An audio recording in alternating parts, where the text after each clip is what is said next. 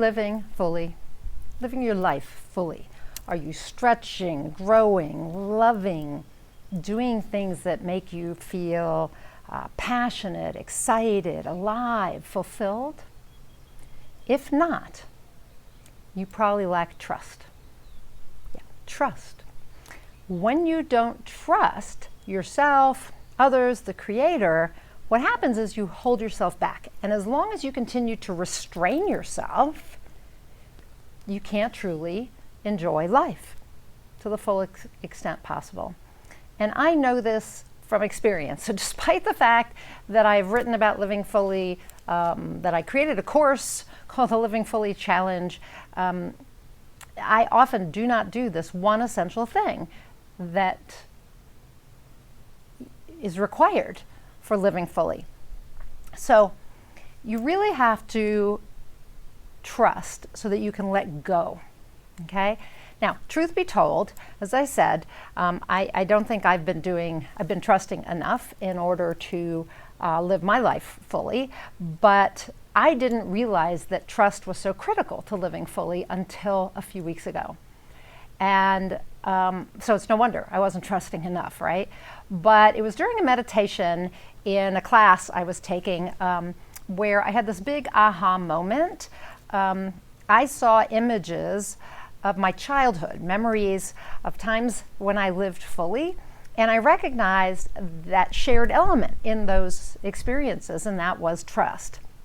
In each instance, I was totally present, joyous, excited, because I trusted that I would be cared for and safe.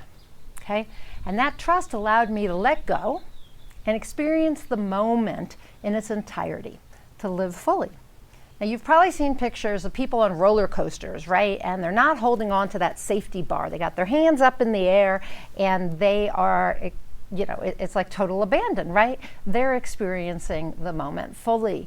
There's that rush of adrenaline, the wind on their faces, the fear, the moments of fear as they go around the corners or dive over the edge, right? But they're not holding on. And that's, it's like surrender, right? Surrendering to the experience. Now, my memories of living fully that came up for me during this meditation, there were two specifically. One was Christmas Eve at the house that when my dad was still alive, the house that we owned on the lake. My mom still lives in a house on the lake, but this was our first house on the lake, and we would start sledding from the very top of the property and down this steep hill that ended at the lake. And the lake would be frozen, and we would sled out onto the lake and see how far we could go.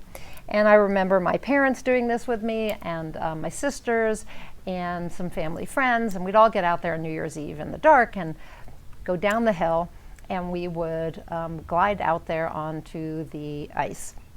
Now, the other thing that I remember is my father driving on this kind of hilly road, and my sisters and I would be in the back of the car, and he would go super fast, well, as fast as he could safely, so that we would get that experience of going, right? And like a roller coaster, and we'd be squealing in the back, and he'd be laughing. And that to me was another memory of living fully. And in both cases, I trusted. I trusted my parents that, I could sled down the hill safely, my father that we would still get home safely. I trusted. And so while I was hanging onto the sled, of course, going down the hill, but I let go and I allowed myself to really experience the moment fully. And I trusted. I trusted that everything would be okay. I was not focused on some future potential where I might get hurt, right? So the key to living fully to me is really trust. And when I shared these memories, that was when I had this aha moment that I lived more fully when I was younger, and that was because I did trust. And now I don't trust as much. And I regret that deeply. It brought up a lot of emotion when I shared about this, that I don't let myself go and feel joy, be present, and experience passion and excitement about my experiences in my life. But now I know what to do to rectify the situation. I have to trust fully. And from that place of trust, I can finally let go of the safety bar, right? And enjoy the ride fully. So let's talk for a minute about who or what to trust. So as an adult, you know, my father died long ago, 55 years ago, and my mom is 98. You know, here I am, an adult, and I can still trust what my parents said and the role models they were, those kind of things. But in reality, you know, I could have gotten injured sledding. We could have had an accident in the car. So the thing is that sometimes our stories from our childhood are not accurate because we interpret everything, right? Especially when we're younger. And, you know, so yes, I could trust my parents still, but history could show something otherwise, right? I also may have made up stories about things, about trust and how I've behaved and, you know, any of that, right? So that brings me to trusting yourself, right? So if you're not going to trust your parents, or maybe you do trust your parents or someone else like that, a role model, I can trust myself, right? So I can trust me. I know myself better than anyone. I usually have my best interests in heart and mind. I typically can trust myself to make good decisions and take actions that support my highest good. But I could get caught up in my fear of repeating old mistakes, and, you know, I could see that those mistakes are an indication that maybe I won't make good decisions or act appropriately or safely, right? So that's getting stuck in old interpretations of my past, and most of those are probably false. So if I start telling myself these old stories that I can't trust myself, that I make bad decisions or whatever, that I can't be trusted to make good choices, then what happens is that I'm not really giving myself good advice, right?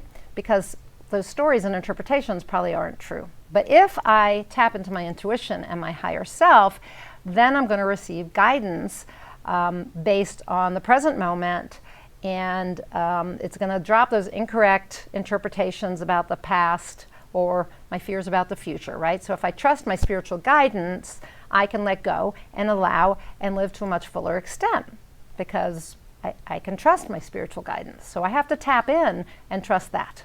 So I can trust myself, I can trust my spiritual guidance, I can trust the Creator.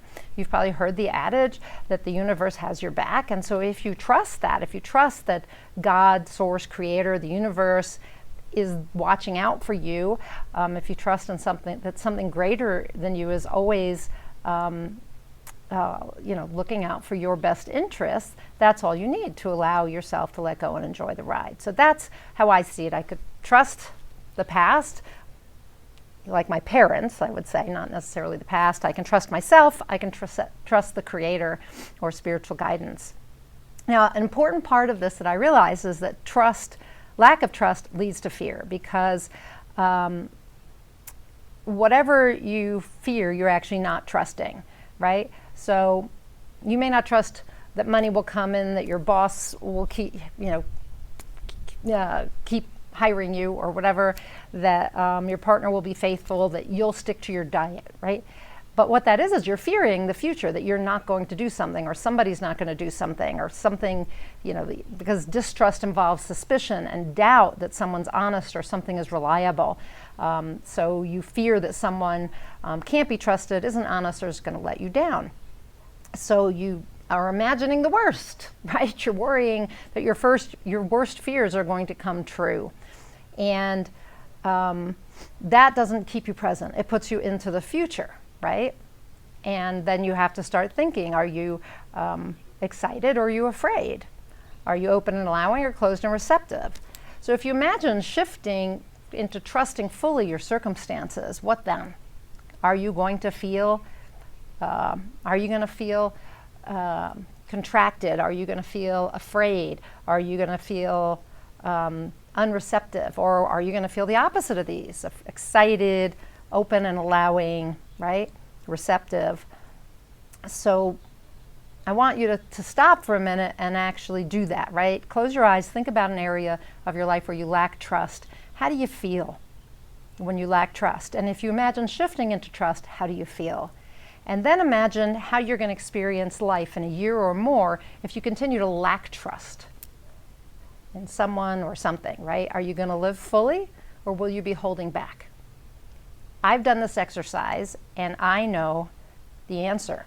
1, 2, 3, 4, 5 years from now, if I don't learn to trust, everything's going to be the same, right? I'll experience life just as I do now, and I wouldn't say I'm living fully. So I won't be living fully if I don't learn to trust. So I don't know about you, but I plan to learn to trust. I'm going to trust myself. I'm going to trust Creator. I'm going to trust the universe has my back. And as a result, I'm going to allow myself to live fully. I'm going to let go of that safety bar, and I'm going to live fully.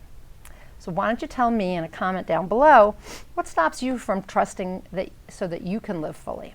And what are you going to do to learn to trust a little bit more? So that's it for today. I'm Nina Amir, the Inspiration to Creation Coach. I am an intuitive transformational catalyst who uses personal and spiritual growth to help you reach your highest potential and to fulfill your purpose. And I do that because we are human beings having a spiritual experience. We are spiritual beings having a human experience. So as spiritual beings having a physical or human experience, the only way to grow and transform and step into our best self and create what we want in life is to work with both aspects of who we are, spiritual and physical. If that's of interest to you, click above and join the Inspired Creator community. That's where I offer certified high performance coaching, personal growth, and my Inspired Results coaching, which is a combo of personal and spiritual growth, plus Inspired Results trainings, which is all spiritual stuff. So click above, join the Inspired Creator community. It would be my honor to work with you and to help you learn to trust and live your life more fully. Till I talk to you next time, go out there and achieve more inspired results.